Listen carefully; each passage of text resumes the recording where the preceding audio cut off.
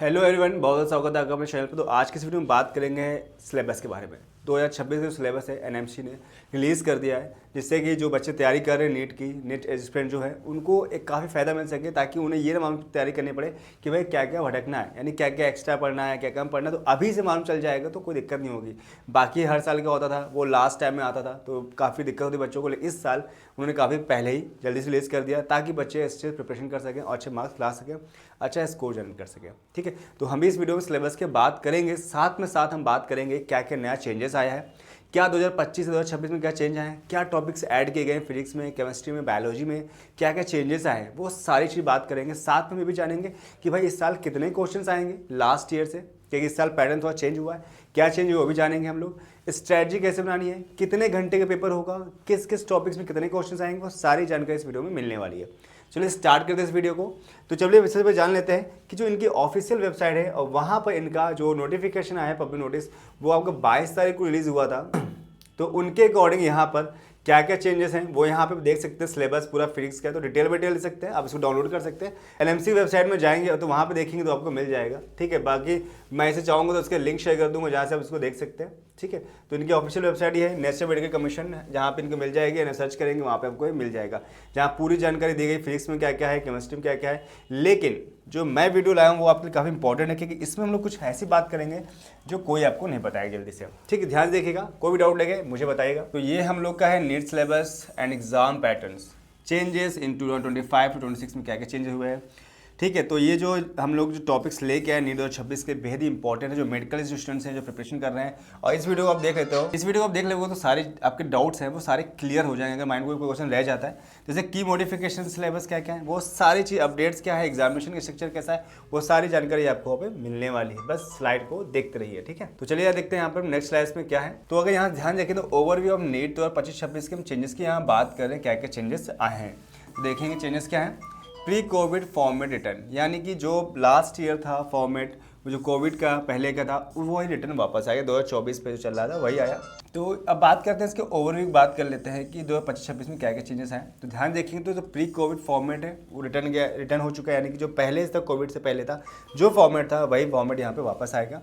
तो NEET exam जो pattern है सक्सेसफुली रिमोटेड, तो ट्रेडिशनल प्री कोविड फॉर्मेट जो है वो आ गया है। एंड इसके बाद जो बच्चे कोचिंग स्टूडेंट्स कर रहे हैं, जो कोचिंग कर रहे हैं, उन चीज़ों को ध्यान रखना है कि जो पुराना सिलेबस है उसी तरीके से एग्जाम पैटर्न होगा, ना कि इस तरीके से पहले होता रहा था।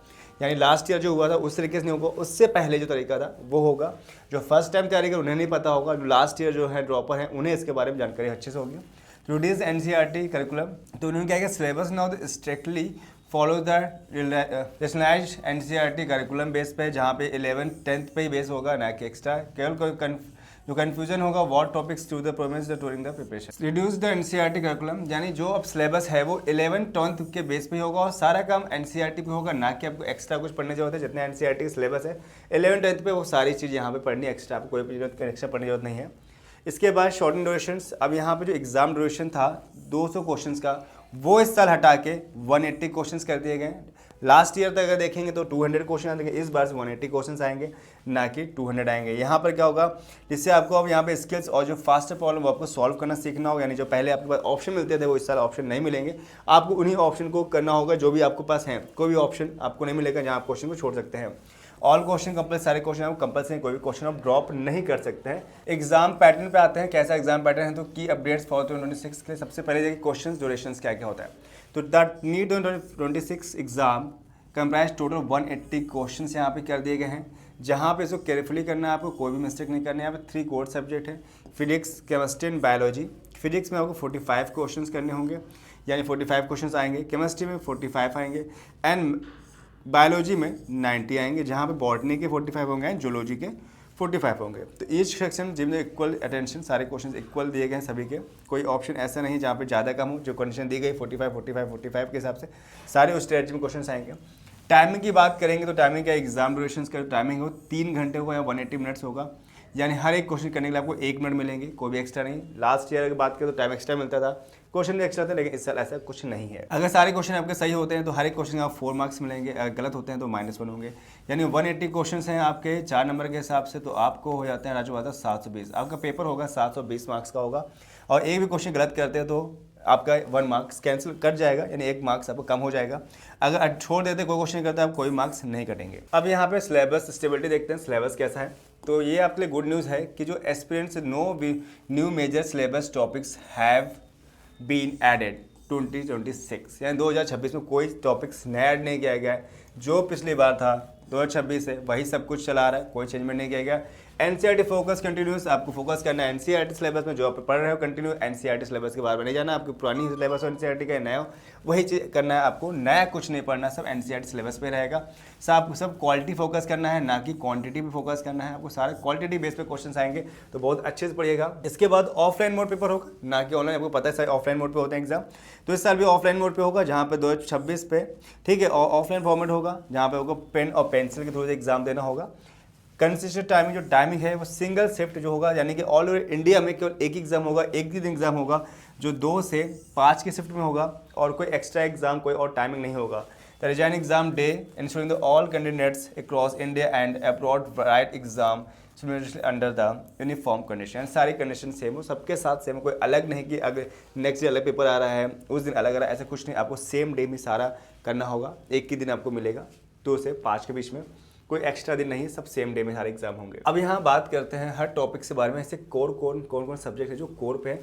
तो पहले बात करते हैं फिजिक्स के बारे में। यहाँ पे एनसीईआरटी 2026 की बात करेंगे तो यहाँ पे जो 12 बेस पे 11-12 के जो क्वेश्चन हैं उसके हिसाब देखते हैं। तो यहाँ मैकेनिक्स है, उसके अंदर टॉपिक्स देखिए rotational dynamics, properties of the matter, thermal physics, wave motions, electromagnetism and modern physics. ठीक, focus on NCERT examples, derivations and the numerical problem for the through the preparation. यानी आपको ध्यान कर रखना है, ये सारे टॉपिक्स में लिख रहा हूँ कोर है, ठीक है। इसी टाइप से आपको यहाँ फिजिक्स के बाद केमिस्ट्री भी मिल जाएगा, तो केमिस्ट्री के बारे में जान लेते हैं, और फिर बायोलॉजी के बारे में जान लेते हैं।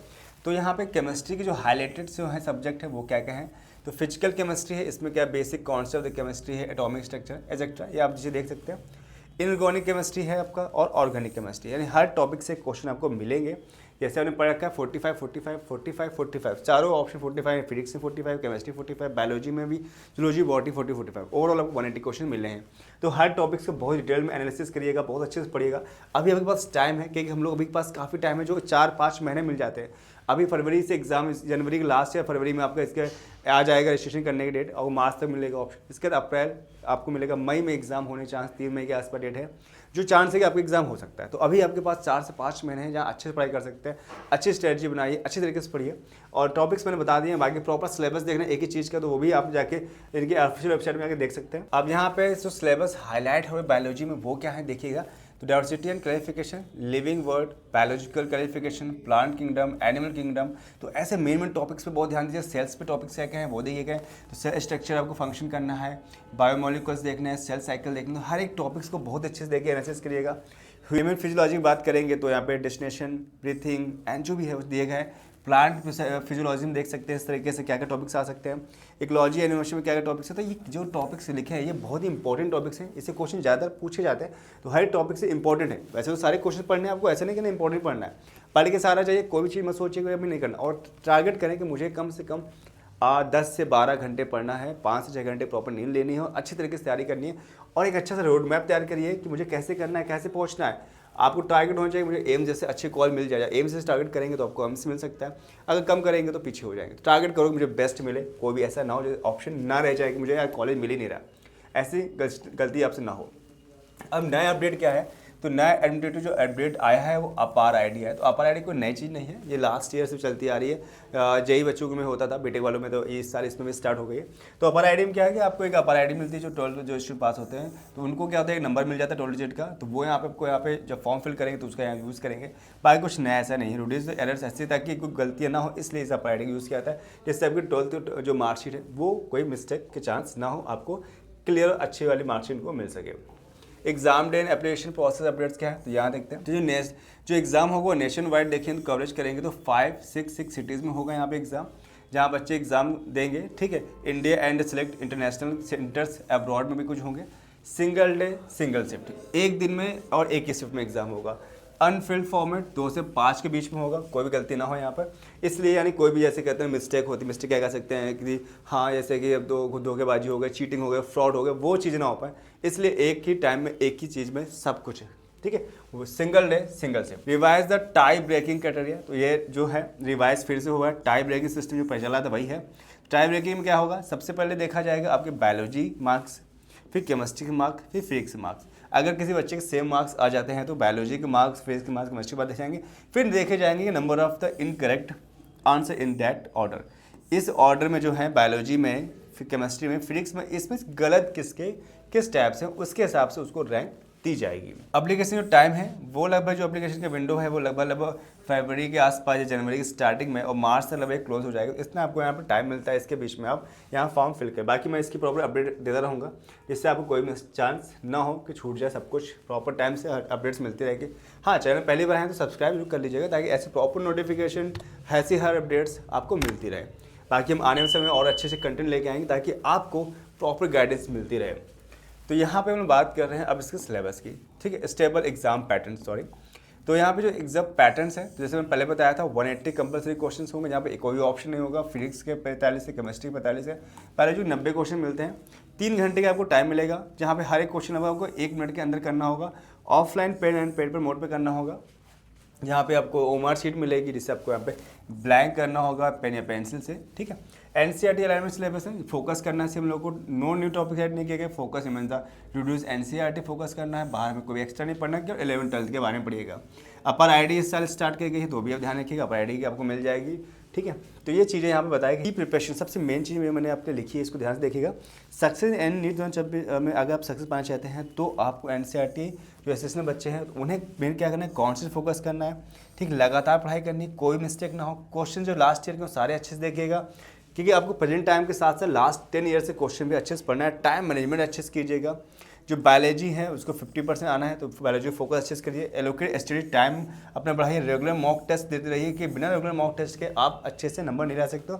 कि मॉक टेस्ट एक ऐसा चीज़ होता है जहाँ पे कोई जानकारी मिल पाती है हम किस सिचुएशन में हैं, कहाँ पर अभी हम चल रहे हैं, कहाँ पे आगे चांस हम अपने आप को आगे ले जा सकते हैं, कितनी इंप्रूवमेंट की जरूरत है। तो मॉक टेस्ट कंटिन्यू देते रहिए, चाहे आप ऑफलाइन कोचिंग कर रहे हैं या ऑनलाइन मोड पे कर रहे हैं कोचिंग, दो तरह के आपको मॉक टेस्ट मिल जाएंगे। तो अटैम्प्ट जरूर करिए, ये मत सोचिए कि यार बाद में कर लेंगे, नहीं, आपको प्रेजेंट टाइम से स्टार्ट करिए। जितनी प्रिपरेशन उस हिसाब से देखो, जितना मैंने पढ़ा कि उतनी मेरी तैयारी में कितने क्वेश्चन आ रहे हैं, वो इसलिए इंपॉर्टेंट से आपको मॉक टेस्ट देना।